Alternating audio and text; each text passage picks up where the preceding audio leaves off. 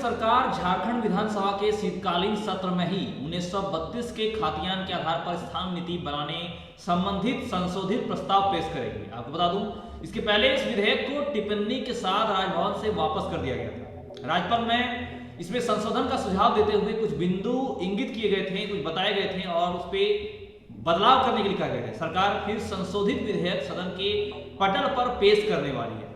जी हाँ, झारखंड में शीतकालीन सत्र शुरू होने वाला है। हेमंत सरकार झारखंड विधानसभा के शीतकालीन सत्र में ही 1932 के खातियान के आधार पर स्थानीय नीति बनाने संबंधित विधेयक को संशोधित प्रस्ताव को पेश करेगी। और इसमें उल्लेखनीय है कि पूर्व में इस विधेयक को टिप्पणी के साथ राजभवन से वापस कर दिया गया था। इसमें से जो बदलाव किया गया उसके बाद उम्मीद है कि राज्यपाल ने इसमें संशोधन जो सुझाव दिए थे उसके बिंदु को बदलाव कर अब राज्यपाल इसे पारित कर सकती है या क्या होगा ये सत्र में, लेकिन सरकार इसके संशोधित विधेयक सदन को पटल पर पेश जरूर करेगी।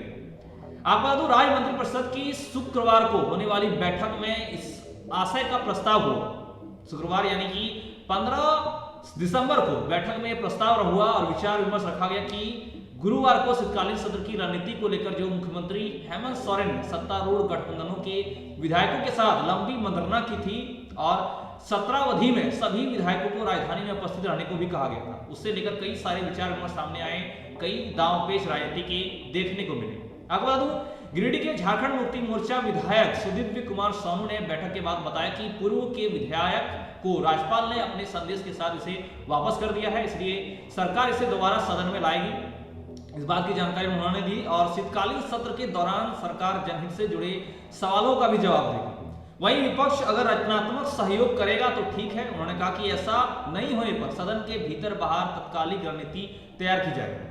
आपको बता दूं, कांग्रेस विधायक दल के नेता और संसदीय कार्य मंत्री आलमगीर आलम ने कहा कि सदन में जनता के सवाल आए, काम हो और यह प्रयास सरकार कर रहेगा। वहीं सदन की कार्रवाई ठीक से चलने की जिम्मेदारी सत्ता पक्ष के साथ साथ विपक्ष की भी है और छोटे सत्र का सत्ता और विपक्ष के विधायक अधिक से अधिक उपयोग करेंगे, ऐसी उम्मीद है, ऐसा उन्होंने कहा। वहीं बन्ना गुप्ता ने भी इस दौरान बयान दिया। बन्ना गुप्ता ने कहा कि विपक्ष को अगर काम नहीं दिखता है तो वो इसमें कुछ नहीं कर सकते हैं, जनता सब देख और समझ रही है। नियुक्तियों का अंबार लगा है, सरकार पूरी तरह से युवाओं के प्रति जिम्मेदार है।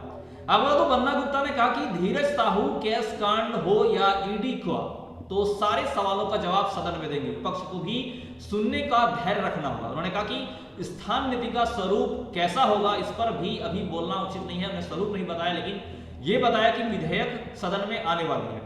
वहीं कांग्रेस विधायक डॉक्टर इरफान अंसारी ने बताया कि कांग्रेस विधायक इरफान अंसारी ने भाजपा को नसीहत देते हुए कहा कि उन्हें ज्यादा उत्साहित होने की जरूरत नहीं है, झारखंड में भ्रम फैलाने की राजनीतिक सफलता नहीं होगी और भाजपा पिछले दरवाजे से सत्ता में आने का सपना देख रही है जो कभी पूरा नहीं होगा। भाजपा के हर सवाल का जवाब दिया जाएगा।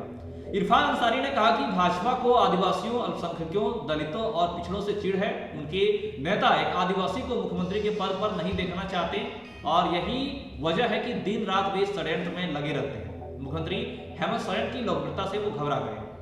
ये सारी राजनीतिक बयान इस सभा के उस मीटिंग के बाद, जब दोनों पार्टियों की मीटिंग हुई उसके बाद कई सारे राजनीतिक बयान देखने को मिले। ऐसे में दिलचस्प होगा कि विधानसभा के जो है शीतकालीन सत्र में दोनों पार्टियों के बीच क्या चीजें पारितें होती हैं और क्या देखने को आती है। आज की इस वीडियो में फिलहाल इतना ही। आगे आपसे फिर मिलेंगे कुछ नई और अच्छी खबरों के साथ। हमारे साथ अंत तक बने रहिए। धन्यवाद। जय हिंद, जय भारत।